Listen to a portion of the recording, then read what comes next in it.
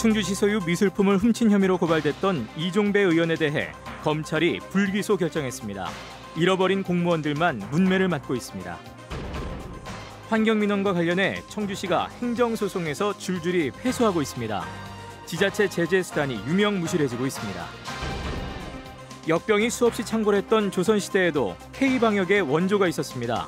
지금의 거리두기나 긴급 재난지원 같은 대응 매뉴얼이 가동됐습니다.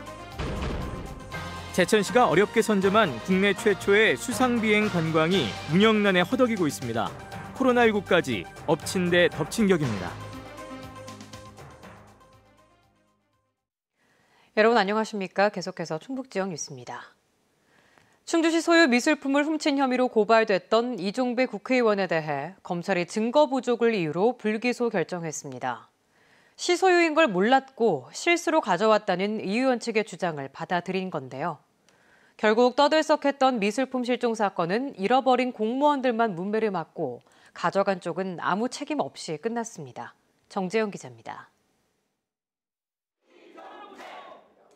2014년 이종배 당시 충주시장의 국회의원 당선과 함께 시청에서 사라진 어변성룡 등용문. 21대 총선을 코앞에 둔 5년 8개월 만에 이종배 의원 사무실에서 발견되면서 선거 쟁점이 됐고 현역 의원에 대한 검찰 고발로 이어졌습니다. 세금 200만 원을 들여 산 공유 물품을 훔친 것 아니냐는 의혹 때문이었습니다. 당초 사건을 경찰에 보냈던 검찰이 이종배 의원이 당선되자 도중에 다시 가져가면서 뒷말이 무성했던 사건. 검찰은 고발 6개월 만에 절도 혐의를 적용하기에 증거가 부족하다며 불기소 결정했습니다. 시 소유물인 걸 몰랐고 미술품을 가져오라고 지시한 적도 없다는 이 의원의 주장대로 고의성과 불법 영득 의사를 인정하기 어렵다고 결론을 낸 겁니다. 검찰은 미술품을 의원실로 옮긴 당시 수행비서와 운전기사 역시 착오로 보인다며 기소하지 않았습니다. 결국 아무도 책임지지 않은 미술품 실종 사건. 하지만 충주시는 그동안 사들인 미술품에 대한 전수조사를 해야 했고 공무원들은 업무 대신 미술품 찾기에 행정력을 쏟아야 했습니다. 허술한 관리가 도마에 올라 조례가 마련되는 성과도 있었지만 끝내 40여 점을 찾지 못하면서 진행 중인 감사원 감사 결과에 따라 담당 공무원들에 대한 문책도 피할 수 없게 됐습니다. 또 수사 결과와 상관없이 삼선 중진 의원을 상대로 무단 점유에 대한 변상금을 부과해야 하는 부담까지 떠안게 돼 부과 대상이라는 행안부 유권 해석을 받고도 고민이 깊습니다. 가져간 쪽은 따로 있는데 잃어버린 충주시만 문매를 맞은 겁니다. 한편 검찰은 지난 총선 당시 이종배 의원에 대한 허위사실 공표 혐의로 고발된 김경욱 후보와 서동학 충북도의원에 대해 불기소 결정했고 호별 방문 혐의를 받는 이종배 의원 측 선거사무원 3명은 불구속 기소했습니다. MBC 뉴스 정지영입니다. 하나둘 모여든 각종 폐기물 처리 시설로 유독 청주의 환경 민원이 거셉니다. 그래서 청주시가 지난해부터 허가 취소 등 강력한 제재 조치를 취하고 있는데 막상 행정소송에서 줄줄이 패소해 지자체 제재 수단이 유명무실해지고 있습니다. 심충만 기자입니다. 깨끗하고 한적했던 농촌 마을이 악취로 술렁입니다. 여기저기 고인 검붉은 침출수가 마을 쪽으로 흘러듭니다. 음식물 쓰레기로 만든 퇴비 수백 톤이 마을 뒷산에 쌓이면서 벌어진 일입니다. 80mm 장마가 온다는데 그게 침시가 되면은 우리 주민들은 뭐 먹고 살까? 먹을 게 없어. 이런 일은 한때 괴산과 증평, 진천 등 충북 여러 시군이 마찬가지. 지역구 국회의원들이 일제히 들고 일어나 법을 고칠 정도였습니다. 아우 냄새.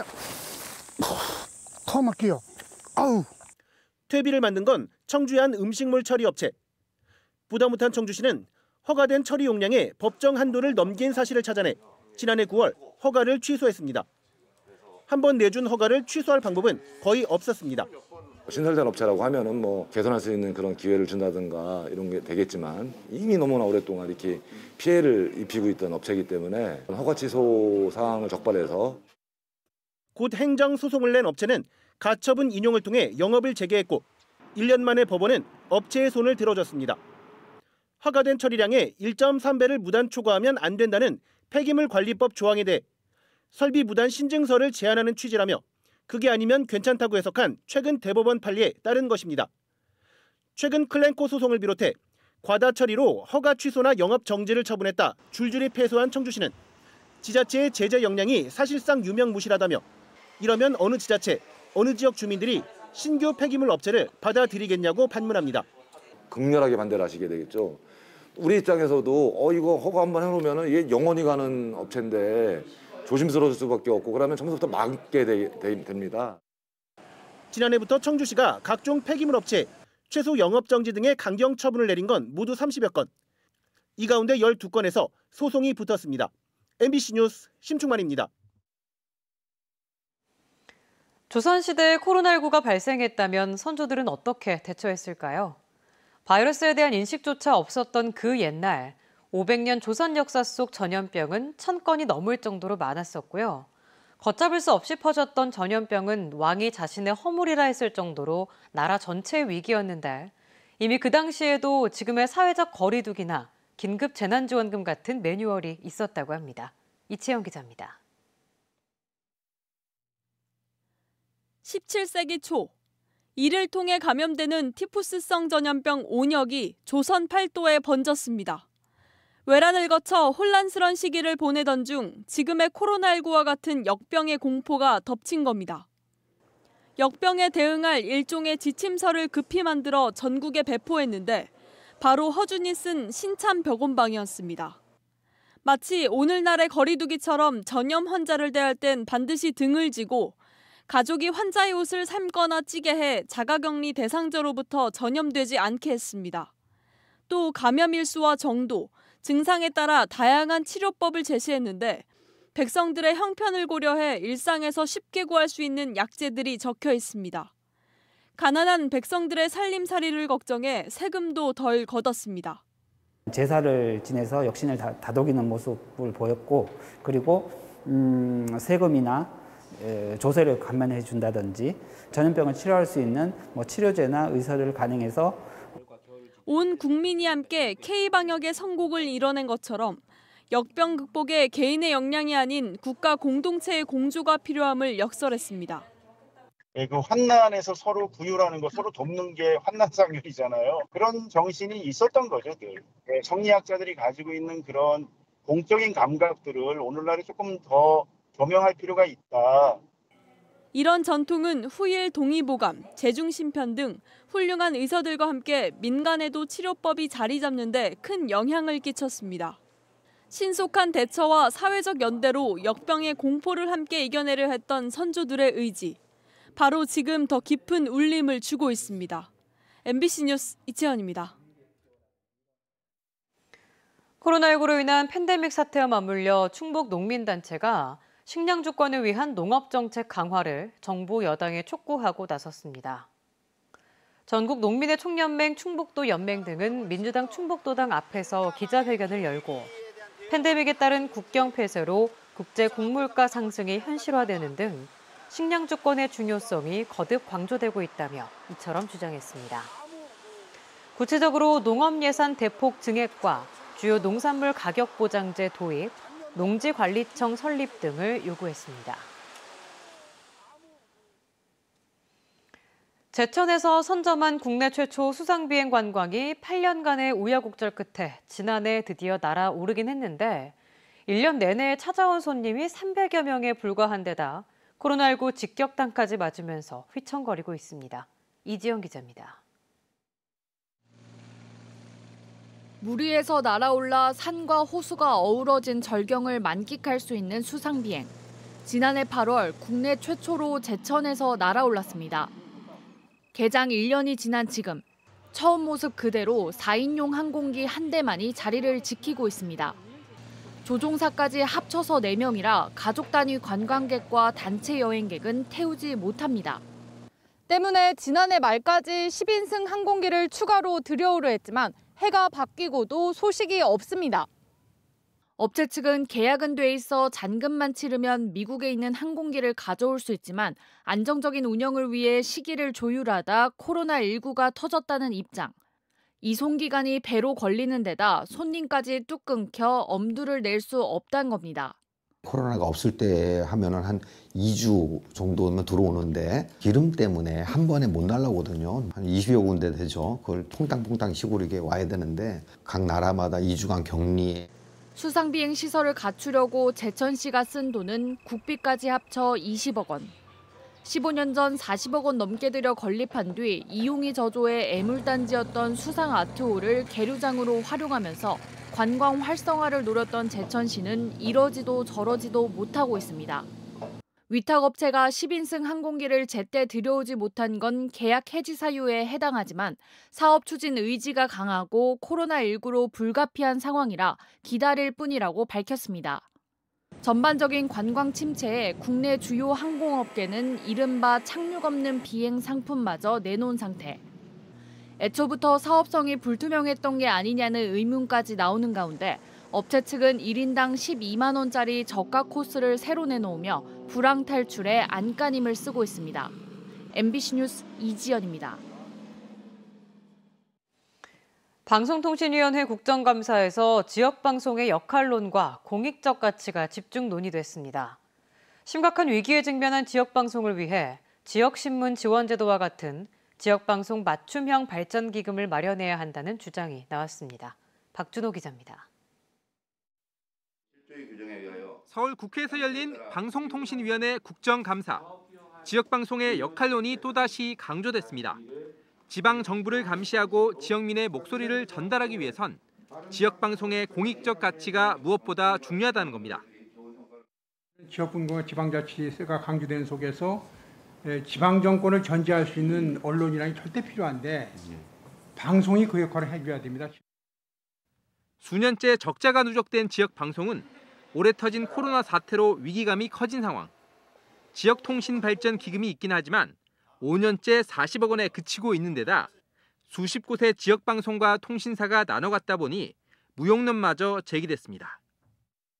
지금 지난 5년 동안 예산이 거의 변동이 없습니다.